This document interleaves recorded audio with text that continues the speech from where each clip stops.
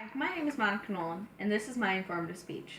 My topic is the hit rock bands through the decades.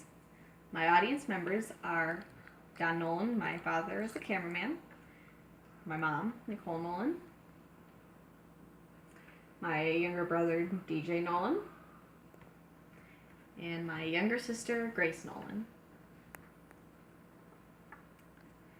There are many variations of rock and roll, from hard rock to post-grunge to industrial and to soft rock. Everyone has their own definition of rock and roll, and these are prime examples. Some sources that I used were internet sites, more specifically the Billboard Top 100, Elvis.com, rockmusic.com, a music genre list, hits of the 80s, and hits of the 90s. With each section, I plan to discuss the decade they were popular in, the band name and members, a song that was popular in that decade, the genre, at least one interesting fact, and an album example.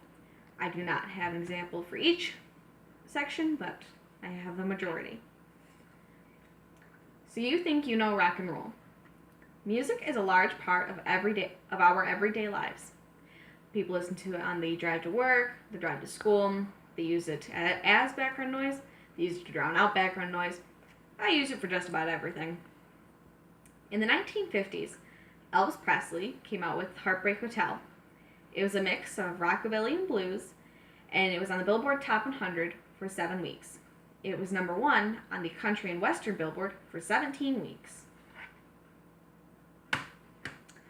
In the 1960s, the Beatles, with members John Lennon, Paul McCartney, George Harrison, and Ringo Starr, came out with Hey Jude. This was known as the British Invasion.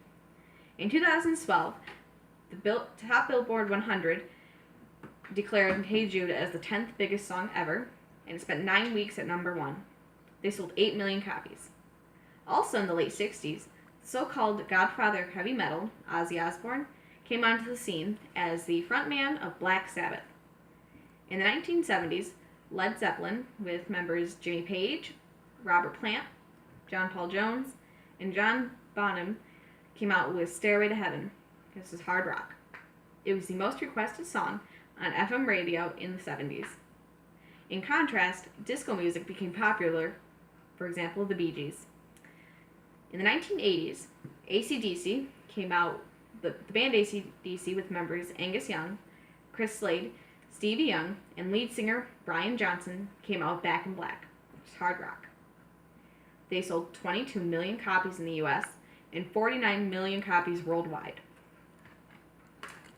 On this album, other popular songs are Shoot to Thrill and You Shook Me All Night Long.